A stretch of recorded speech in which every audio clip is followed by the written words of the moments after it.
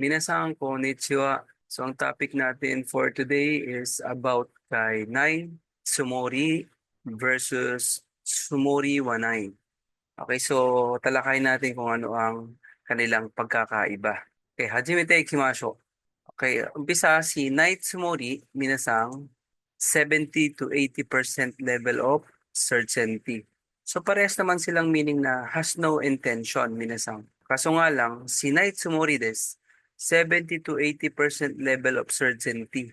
So pwede pang mabago yung kanyang decision, minasang. Kasi nga 70 to 80% siya, di naman siya totally 90% or 100%. So, pwede pa siyang mabago. Yun po yung Night Sumorides. Pwedeng may possibility na tumuloy pa rin siya. Kaso nga lang, mas malaki yung percent ng has no intention. Next natin, Sumori Wanai. Sumori Wanai, ito talaga is totally has no intention. Hindi na talaga magbabago pa ang iyong pag-iisip or iyong iniisip, minasang. Okay, example, Naitsumori, I intend not to work in overseas.